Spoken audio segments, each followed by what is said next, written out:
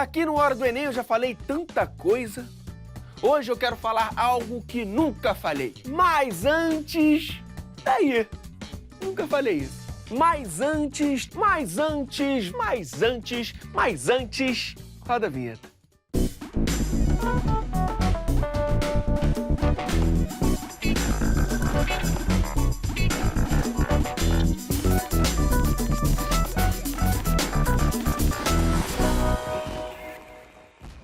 Hora do Enem no ar e hoje o papo é sério. Sabe as fake news? Aquelas notícias falsas que se espalham rapidinho pelas redes sociais? Elas são um problema sério, mas que pode ser combatido com a ajuda da matemática. E quem explica é o doutorando em Ciências da Computação da USP, Ronei Lira. Mas agora ela disse que ia voltar e voltou para ajudar a resolver uma questão de trigonometria. A professora Daniela Mendes, por gentileza, tudo professora. Beijinho.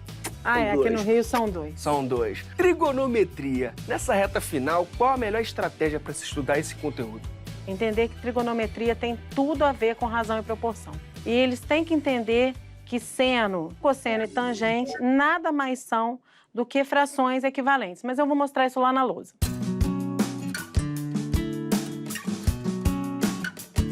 Se eu fixar um ângulo qualquer, chamá-lo de alfa, esse aqui seria o cateto oposto e esse aqui seria a hipotenusa.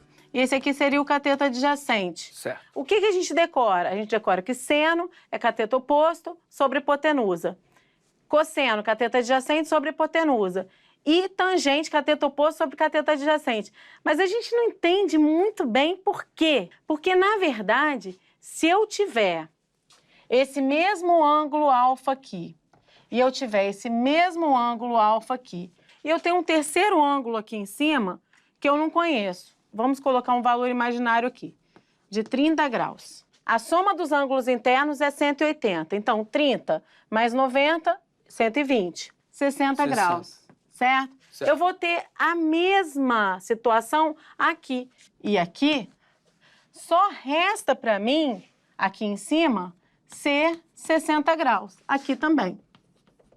Isso significa que esses três triângulos são semelhantes. Eles não têm exatamente os mesmos tamanhos de lado. É daí que vem o seno, o cosseno, a tangente e outros. Vamos imaginar que esse triângulo aqui tenha esse lado 4.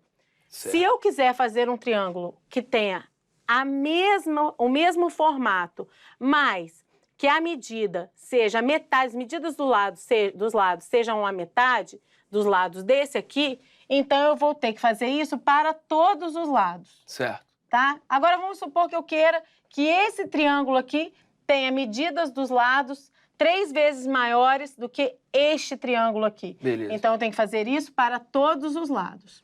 Esse triângulo, em especial, ele tem uma característica única de que o cateto oposto é sempre a metade da hipotenusa.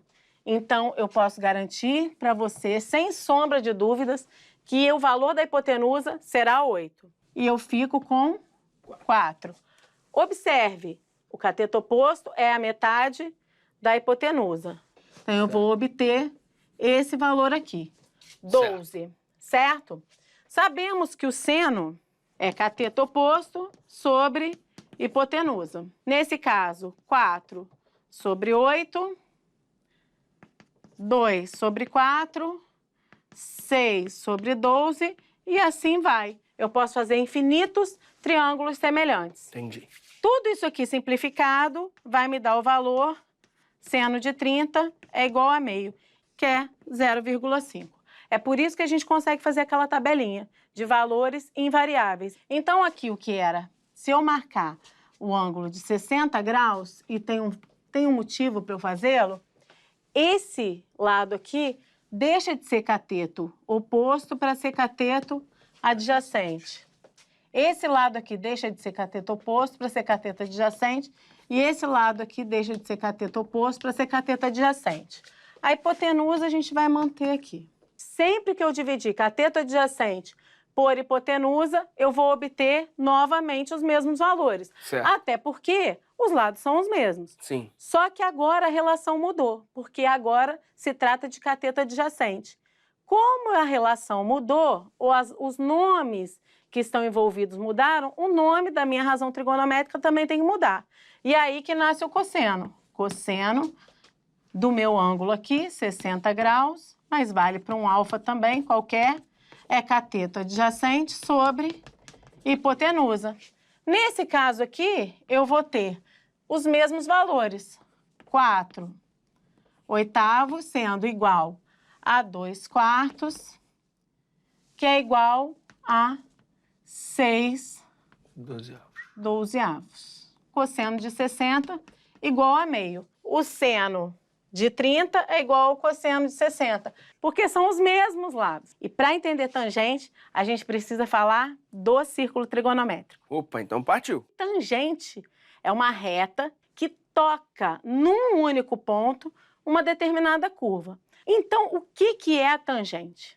Bom, aqui nesse eixo aqui, que aí a gente vai chamar de eixo dos cossenos e eixo dos senos, e eu já vou explicar por quê, se soma uma reta paralela ao eixo dos senos, que é uma reta chamada tangente. Ela tangencia uma curva num único ponto. Nesse círculo aqui trigonométrico, a minha hipotenusa vale 1. E isso é muito importante. Sempre vai valer 1. Sempre vai valer 1. Por quê? Para simplificar os meus cálculos. O meu seno, nesse caso, fica seno. Seno é igual a cateto oposto, só que a minha hipotenusa agora vale 1. Vai ser igual ao tamanho da projeção do meu cateto oposto. Ou seja, isso aqui é o meu valor de seno. Por isso que se chama eixo dos senos. Entendi. A mesma coisa vai acontecer com cosseno. Cosseno de um ângulo alfa qualquer passa a ser cateto adjacente sobre 1, então o cosseno do meu ângulo alfa é cateto adjacente. Se por acaso essa minha projeção, se eu jogo ela aqui no eixo dos senos e por acaso isso aqui vale 0,5, se eu sei que a minha projeção vale 0,5, eu já sei lá da tabela, porque eu tenho todos os triângulos semelhantes, tendo essa invariância, cateto oposto por hipotenusa, sempre valendo o mesmo valor. Então, obviamente que eu sei que esse ângulo aqui só pode ser 30 graus. Eu só olhei aqui, conferi na tabela e descobri o ângulo. Finalmente, muita gente vai ver o que é a tal tangente. Porque a gente calcula a tangente como cateto oposto sobre cateto adjacente. Mas a pessoa nunca viu uma tangente. Nunca viu. Eu vou prolongar aqui a minha hipotenusa. E aonde essa hipotenusa bater aqui na minha reta tangente, vai ser o valor da minha tangente. Tangente é literalmente a projeção da minha hipotenusa na reta tangente. Saquei. Então, a gente passa a ter dois triângulos semelhantes aqui. Esse ângulo aqui, 30 graus, é o mesmo ângulo desse triângulo maior aqui, tá vendo? Logo, o terceiro ângulo deles só pode ser 60 graus. Eles são semelhantes. Por quê? Porque eles têm os mesmos ângulos internos. Isso aqui é cateto adjacente, isso aqui é cateto oposto, isso aqui é 1. Isso aqui tudo vale 1, porque é um raio. Todo raio vale 1. E isso aqui é a minha tangente. Esse valor estaria para a hipotenusa aqui, mas eu não conheço. Quais são os valores que eu tenho e que podem me dar essa relação tangente?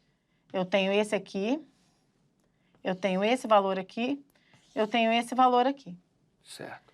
Cateto oposto sobre cateto adjacente, eu posso fazer nessa direção também, é igual a tangente sobre 1. Mas também funciona nessa direção. Cateto oposto sobre tangente é igual a cateto adjacente sobre 1. Multiplicando cruzado, que todo mundo é familiarizado com isso, cateto oposto vezes 1 é igual a cateto adjacente vezes tangente. Certo. Então, cateto oposto sobre cateto adjacente é igual a tangente. Tem uma diferença nesses dois percursos. Obviamente, esse aqui é muito mais fácil. Ele é mais simplificado. Mais simplificado. É por isso, e somente por isso, que tangente é igual a cateto oposto sobre cateto adjacente. Você precisa ver tudo isso aqui no círculo trigonométrico para entender o que seja tangente. Bora ver a questão? Vamos ver a questão. Questão 138 do Enem de 2017, caderno azul, primeira aplicação. Raios de luz solar estão atingindo a superfície de um lago, formando um ângulo X com a sua superfície, conforme indica a figura. Em determinadas condições, pode-se supor que a intensidade luminosa destes raios na superfície do lago seja dada aproximadamente por f de x é igual a k vezes seno de x. Sendo k uma constante e supondo-se que x está entre 0 e 90 graus. Quando x é igual a 30 graus, a intensidade luminosa se reduz a qual percentual de seu valor máximo? Como eu identifico se eu vou fazer seno, cosseno, pelaquela função que apareceu ali no Exatamente. enunciado? A função ela vai te ajudar a visualizar a variação. Mais uma vez, é importante a gente pensar no círculo trigonométrico, porque no círculo trigonométrico, o meu triângulo, a minha inclinação aqui, ela pode variar, tá vendo? Sim. O que eu tenho é, desde uma variação 0, que está aqui, 0 grau, Sim. até uma variação máxima, 90 graus, que está aqui.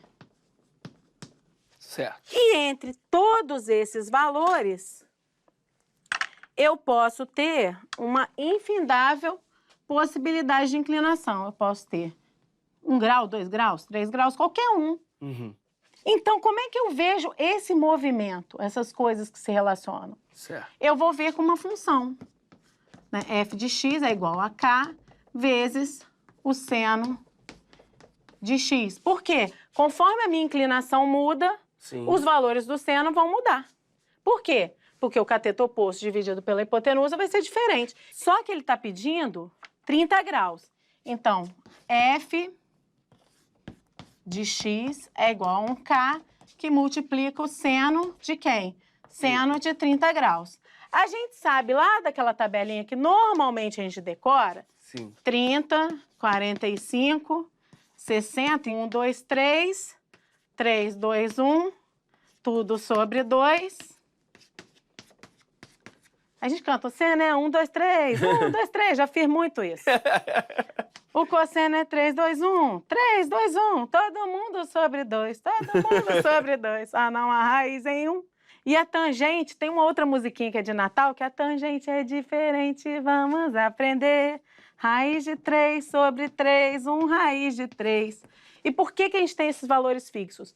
Por causa daquelas classes de semelhança que eu falei anteriormente. Entendi. Então, a minha função é k vezes o seno de 30, que é meio. Se o aluno entende bastante de matemática, ele vai entender, se ele entende de porcentagem, k vezes 0,5.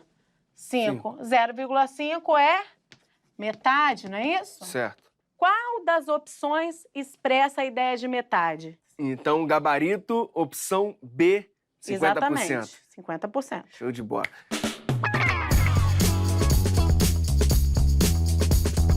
Professora, para quem precisa dar aquela reforçada em trigonometria, qual o seu conselho? Revisar razão e proporção, muito. Revisar as semelhanças de triângulos, tem que estar com isso muito bem compreendido e tem que entender que as razões trigonométricas são frações equivalentes. Professora, muito obrigado Eu que agradeço, mesmo por ter voltado, obrigada. por receber o convite, aceitar. Volte sempre, viu? Obrigada. O nosso convidado é especialista em detectar fake news. Ele é doutorando em Ciências da Computação pela USP e pesquisa métodos de combate àquelas notícias falsas que se propagam rapidinho nas redes sociais. Seus maiores aliados? A língua portuguesa e a matemática. Ronei Lira, seja bem-vindo. Explica pra gente como é que é a sua pesquisa. Eu sou da linguística computacional, lá na USP, então a gente trabalha puramente com texto. Então, a notícia falsa, ou qualquer notícia jornalística, por exemplo, ela tem por base o seu texto. Então, a gente tenta detectar padrões linguísticos dessa notícia, classes gramaticais, por exemplo, de cada uma delas, entrega para o computador. Ele faz assim, e aí? Esse padrão aqui de classes gramaticais, por exemplo, é 1, esse aqui é de outro. Essa notícia é verdadeira, essa notícia é falsa. Então a gente tenta procurar esse tipo de características na notícia, em cada notícia jornalística. Mas e aí? A gente faz como essa contagem de coisas? Por isso que a gente está usando a língua portuguesa e a matemática, porque a gente precisa dessa frequência, a gente precisa entregar para o computador números, porque ele não entende o texto, ele entende números. Então a matemática está dentro disso aí. O que você tem observado nessas pesquisas que pode ajudar quem está nos assistindo a detectar, reconhecer notícias falsas? Se tem um adjetivo muito forte, que não é muito convencional para um jornal bem confiável te dizer, você já pode ligar assim as antenas. Olha, isso aqui parece ser meio sei lá. Uma coisa legal também, até para o pessoal do Enem que tá assistindo e lembra de classes gramaticais, é o tal do verbo auxiliar. Vamos lá. Se uma notícia verdadeira, por exemplo, a gente tem pode ter acontecido um acidente lá naquele lugar. Pode ter. Será que o pode, esse verbo auxiliar pode, de uma notícia que tem um fato verdadeiro? Não. Olha, preste atenção já. Já dá para olhar no texto e, de onde é a fonte da notícia, a data da notícia, quem é que está fazendo essa notícia, se as fotos condizem com o texto, por exemplo. Atualmente, infelizmente, ainda é bem manual. Futuramente, espero que a gente possa fazer isso automaticamente, seguindo esses padrões que a gente tenta tirar da linguística do texto.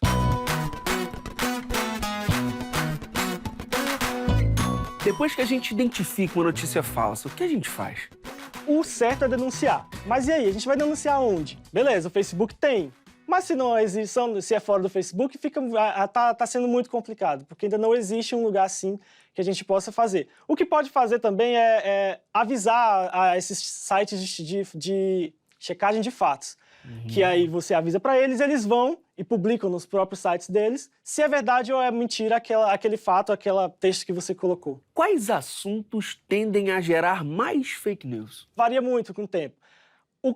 Desde a minha pesquisa, que está desde dezembro, a gente está vendo muita política. Né? O nosso conjunto de textos ali tem mais ou menos 60% só de textos políticos. Caramba. Né? Então, vai variando. Se eu for fazer isso ano que vem, vai ser algum acontecimento que esteja acontecendo, ou, por exemplo, tem algum tsunami, Entendi. Tem algum terremoto, alguma coisa natural. Vai variando, né? Entendi. Vai dependendo do tempo. Tem época do ano que você trabalha mais, assim, tipo, como varia? Tipo, não, aqui Black Friday, tem muita notícia falsa e tal. É por aí? É que, assim, na parte da pesquisa, primeiro a gente tem que fazer o que a gente chama, o conjunto de textos que a gente vai trabalhar. Porque a gente vai olhar para uma primeira fase. Como a gente não pode pegar a web inteira, infelizmente, a gente tem que pegar uma boa parte do texto. Seleciona uma amostra. Seleciona aquilo ali. Então, quando seleciona aquela parte, a gente vai estudar o que tem naquela parte. E aí, nunca para mesmo. Vai aparecendo aquela notícia bem falsa mesmo, você coloca aquela de uma, de duas, aquela lá também coloca, mas analisa aquela que está naquela parte. Depois, em uma próxima fase, coleta de novo, numa variação de tempo, provavelmente sejam outros assuntos e por aí vai. E o que explica todo esse aumento na divulgação de boatos online?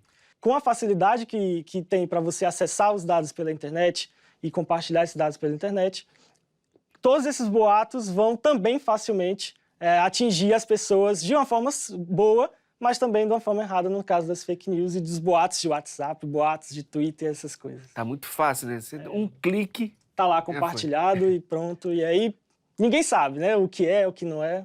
As fake news, elas podem evoluir de acordo com o tempo? Podem. E acontece. E isso provavelmente esteja acontecendo isso agora. Mas, olha, antigamente a gente fazia fake news boca a boca. Com esse tempo todo que elas vêm se adaptando com o que está acontecendo de detecção, elas vão continuar também. Então, por exemplo, se a minha pesquisa agora ela detecta esse tipo X de notícia falsa, o cara que está enganando a pessoa vai olhar o que é que eu estou fazendo. Eu vou mudar isso aqui porque não vai detectar. Chega lá, vai de novo. Ele analisa quem está analisando a ele. E aí o cara que vai vir depois do meu trabalho vai fazer a mesma coisa. Olha, esse é um novo padrão que ele está fazendo. Então vamos tentar detectar de novo. E aí vai um ciclo. Infelizmente é antigo, não vai acabar tão cedo. A gente tenta detectar e filtrar, né? E diminuir. Extinguir ainda é uma palavra muito forte para isso, né? Então, com o tempo elas vão mudando sim. E infelizmente não tem... A gente tenta diminuir, né? Então vamos ver o que é que vai dar.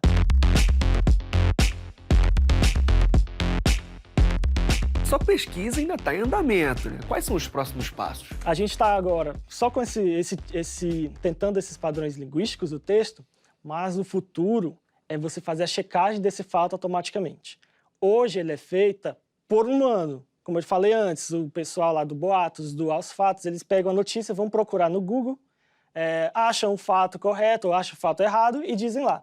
O que a gente tenta fazer é pegar esse fato e automaticamente, por exemplo, pegando alguma parte da web, como a Wikipedia, por exemplo, que ainda é uma parte confiável das coisas, e o computador fazer isso de forma automática. Eu pego um exemplo, acidente na BR-X. Aí eu vou lá num jornal bem conceituado, pego automaticamente aquele texto e eu confirmo. O acidente aconteceu. Entendi. Eu faço a comparação, dá verdadeiro, beleza. É diferente daquilo, é falso. Então a gente quer fazer isso automático.